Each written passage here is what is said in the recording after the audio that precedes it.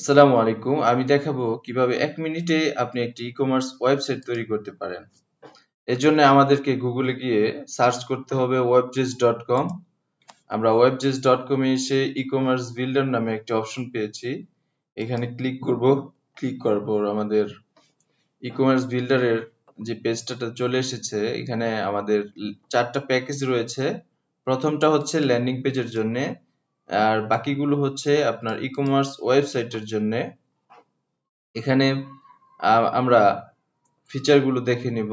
আমরা আরো ডিটেলস দেখতে পারি কি কি ফিচার এখানে রয়েছে। আমরা মান্থলি প্যাকেজ নিয়ে শুরু করতে চাচ্ছি, তাই মান্থলি প্যাকেজ অর্ডার করলাম।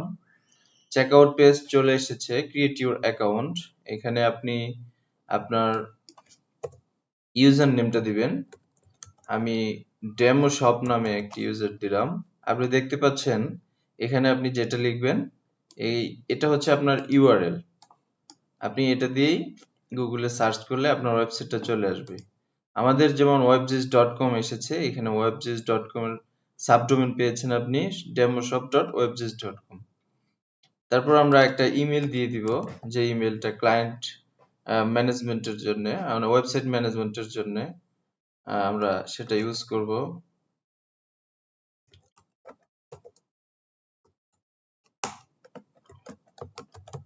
আমরা এটা ইমেল দিয়েছি, একটা পাসওয়ার্ড দিয়ে দিব। আপনি ৮ ডিজিটের একটি পাসওয়ার্ড দিয়ে দিবেন। আপনি একটা শপ নেম দিবেন। আমি ডেমো শপ দিয়েছি। এটা হচ্ছে কাস্টমারদেরকে দেখানোর জন্য। একটা ফোন নাম্বার দিয়ে দিবেন। আর ডলার কারেন্সি বা বিডিটি কারেন্সি সিলেক্ট করবেন। আমি বিডিটি দিয়ে পেমেন্ট করব। পেমেন্ট মেথড হিসেবে ওয়াইজএস পে সিলেক্ট করবেন। Proceed to payment. এবার আমাদের পেমেন্ট অপশন চলে এসেছে। আমরা বিকাশে পেমেন্ট করব। বিকাশে এসে আপনার নাম্বারটা দিবেন।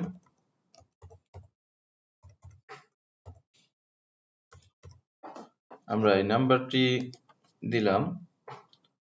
আমাদের বিকাশের কোম্পানি থেকে, অ্যাপ থেকে একটি ওটিপি আসবে।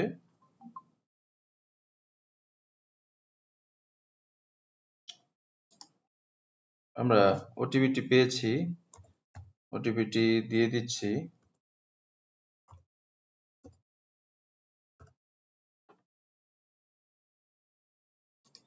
ওকে, এবার আপনার পাসওয়ার্ডটি দিয়ে দিবেন।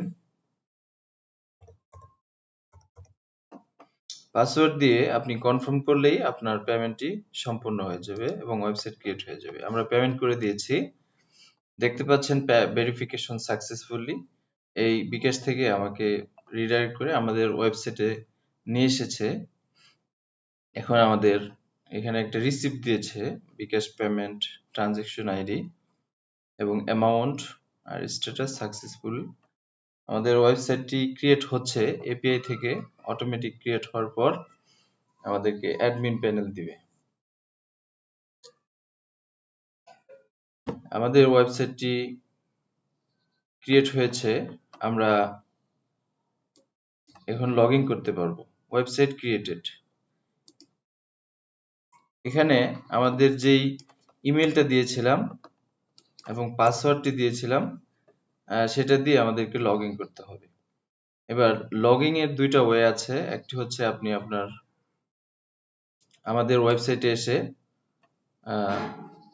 ওয়েবজেস বিল্ডার, এখানে মাই অ্যাকাউন্ট থেকে দুইটা অপশন আছে, ডোমেন হোস্টিং আর একটা হচ্ছে ওয়েবসাইট বিল্ডার। আপনি ওয়েবসাইট বিল্ডারে ক্লিক করলে অ্যাডমিন লগইন প্যানেলটা চলে আসবে।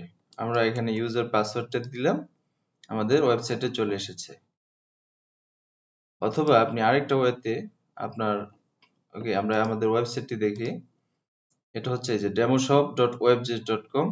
আমাদের ওয়েবসাইটটি কিন্তু সাকসেসফুলি ক্রিয়েট হয়ে গেছে। আমরা আরেকটি ওয়েতে লগ ইন করবো, সেটা হচ্ছে আমাদের যে ওয়েবসাইটটি রয়েছে, এই ওয়েবসাইটের শেষে এসে /login এখানে ক্লিক করলেও আমাদের ওয়েবসাইটের লগ ইন প্যানেল চলে আসবে। আমরা ইউজার পাসওয়ার্ড দিলাম, অ্যাডমিনে লগ ইন করলাম।